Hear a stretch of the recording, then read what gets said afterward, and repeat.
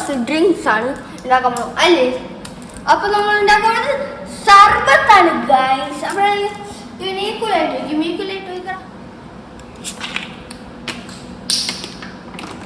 അപ്പൊ ഇവരാണെങ്കിൽ സോഡ ഈക്വലായിട്ട് വയ്ക്കുന്നു.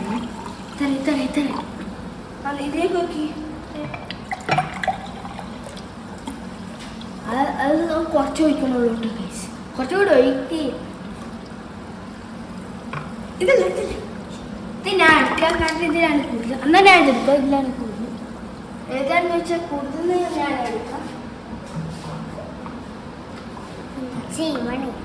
അപ്പോൾ ഗൈസ് അപ്പോൾ നമ്മൾ സോഡ ഉണ്ടാക്കാൻ സാധനങ്ങൾ പഞ്ചസാര കുറച്ച് വേണമെങ്കിൽ ഇടാം. ഞങ്ങൾ ഇടുമെന്നറിഞ്ഞൂടാ.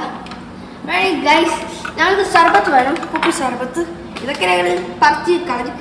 ഞാനിനി നാരങ്ങ വേണം. അപ്പോൾ പിന്നെ എന്തെങ്കിലും വേണ്ട. അപ്പോഴാണ് നിങ്ങൾ സർബത്ത് ഒഴിച്ച് തുടങ്ങാം. അപ്പം 2 സ്പൂൺസ് ഓഫ് സർബത്ത് നോക്കാം.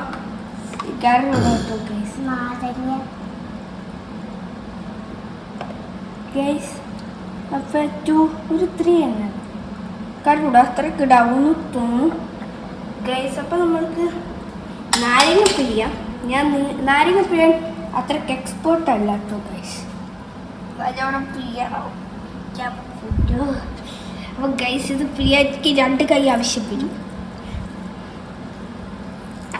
അവൻ പിഴിയാണ് പിഴിഞ്ഞോളൂ ഗൈസ്. അവൻ ഭയങ്കര ശക്തിശാലിയാണ്.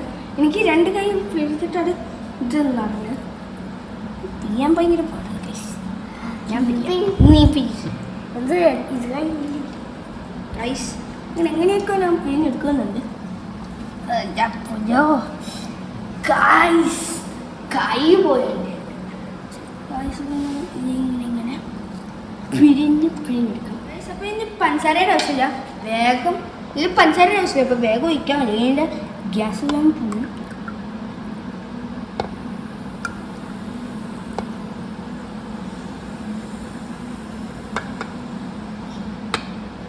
ഐസപ്പ് ഇതാണ് സമയം. നല്ലോണം ഇളക്കും ഗൈസ്. എന്തൊക്കെ ഈ കാണിക്കുന്നത് തേച്ചപ്പം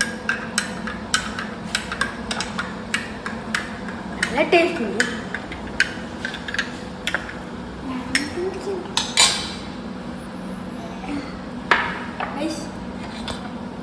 എനിക്ക് സാബത്ത് ഇഷ്ടം.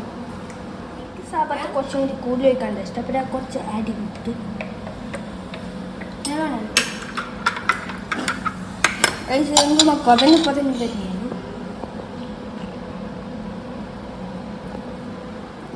അപ്പോൾ അതൊക്കെ ഞാൻ കുറച്ചുകൂടി ആഡ് ചെയ്തു. നല്ല ടേസ്റ്റ് ഉണ്ട്. അപ്പൊ സോഡ ഇത് ഇനി അപ്പയ്ക്കമ്മയ്ക്ക് ഇടാണ്. അപ്പയ്ക്കമ്മയ്ക്ക് ഇത്രയൊക്കെ മതി തോന്നുന്നു. അപ്പൊ നിങ്ങൾക്ക് ഉണ്ടാക്കാത് നിങ്ങൾ കടയിൽ നിന്ന് ഇത് മേടിക്കാൻ കിട്ടും. അപ്പൊ